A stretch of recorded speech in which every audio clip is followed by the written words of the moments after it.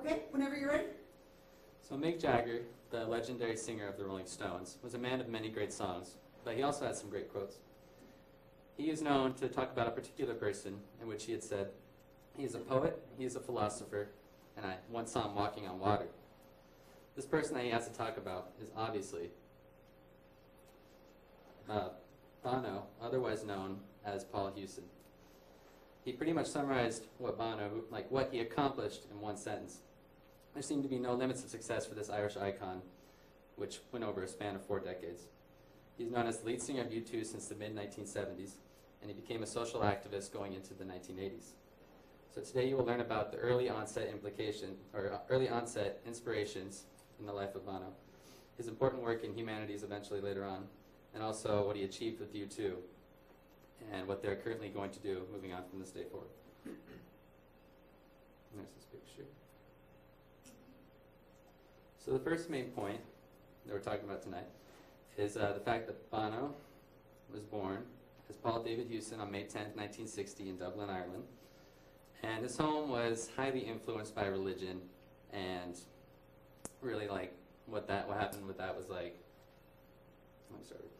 his home was highly influenced by religion because of the situations that his mom and his dad came from. And so he would have that kind of influence going into schooling and this other facets of his life. So his mother, Iris Rankin, was a Christian Protestant, while his father, Brendan Hewson, was a Roman Catholic. And so this caused a lot of religious clash for Bono, the second child of the family. And then, let's see, he also had an older brother named Norman Hewson.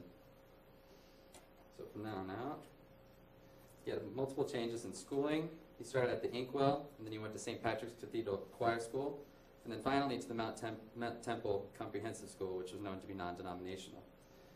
He joined an Irish street gang named Limpton Village. That's where he met his future bandmates, and he also suffered the death of his mom, had a setback there at age 14 due to cerebral aneurysm. But it would serve as the proper motivation for his songwriting abilities and to be able to speak his own thoughts through the power of music. So you're probably wondering what these 3 pictures have in common. The dog food, a hearing aid, and of course a picture of Bono. Well, while he was still with Limpton Gang, or when he was with the Limpton Village Irish Gang, they had given him the nickname Bono Vox, which is also a Latin term meaning good voice. And they were just all interpretations from the Irish community, which eventually, they were all interpretations of sayings in Irish communities, but the band eventually felt that they can just shorten it down to Bono and it'd be more catchier and more suitable for him. So the second main point that I've reached tonight is humanitarian work that he started with. So it all started, he got to start in 1984 in his early 20s, one of his more recognizable charitable works with the Band-Aid charity. And him and other stars in the music industry performed this song called Do They Know It's Christmas, which was a big philanthropic hit, and helped with relief efforts for a famine that was occurring in Ethiopia. And 2 years later, he did Conspiracy of Hope, in which he collaborated with another popular singer named Sting, and they did this 12-day tour in which they were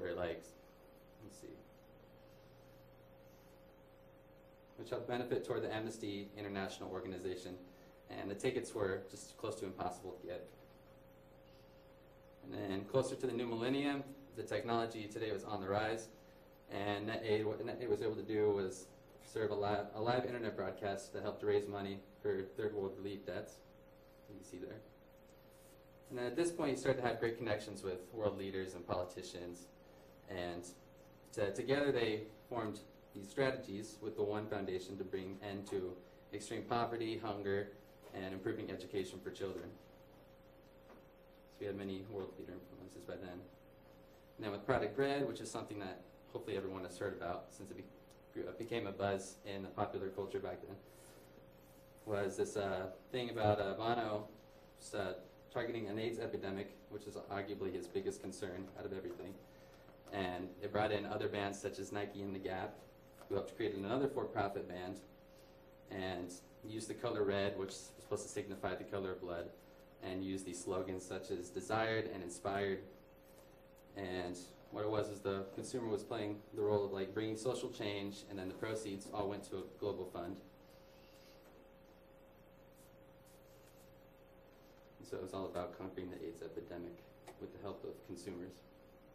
And that's a picture that Nike did to help contribute toward the for-profit brand, in which there's red shoelaces that are making the shape of the continent of Africa. And currently they're doing this thing called the Red Rush to Zero, which is a current digital campaign, and the goal is to have 0 babies be born or exposed to the HIV virus with the right treatment sometime in the near future. So then finally, point number 3, we have reached his tenure with U2 and what he accomplished with them there. As I've said, they were created back in October 1996 when the drummer Larry Mullen Jr. put up a note on the board asking for people to join a band back in his old school at Mount Temple. And then the people that joined were, of course, Mullen Jr., Dave Evans, known as The Edge, and, of course, David Houston as Bono, and also Adam Clayton, and Bono was just 16 when that began. And 36 years later, they have created 12 studio albums, sold over 150 million copies, and have won 22 Grammys. And they have ranged such diverse music from The Joshua Tree, No Line on the Horizon, Acton Baby, and Bono was known to be passionate and wacky on stage and have these different personas that served as metaphors to their own music. And then sooner or later they became Hall of Fame inductees by 2005. And right now they're currently working on a new album that's tentatively called Songs of Ascent. And after Facebook put themselves on the market for shares, it is estimated that Bono has a current net worth of $1.5 billion, which would, if that's accurate, would make him easily the world's wealthiest musician. And so this picture here, I don't know if anyone has seen this, but this is what is known as the Claw. It was part of the U2 360 tour, and it was arguably the most elaborate and expensive world tour ever put together. And it also was the highest grossing of all time, making up about $736 million in ticket sales, and weighed about 185 tons and was 167 feet tall. And so, you learned about Bono's life growing up in Dublin, how he became a shining face for social activism, and his part in an infectious rock band. He was involved in many crises around the world and had a huge impact in the music industry.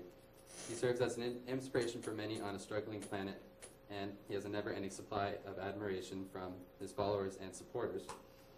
And in conclusion, Bono is still doing everything he can do to make the world a better, more peaceful place, one nation at a time. Thank you.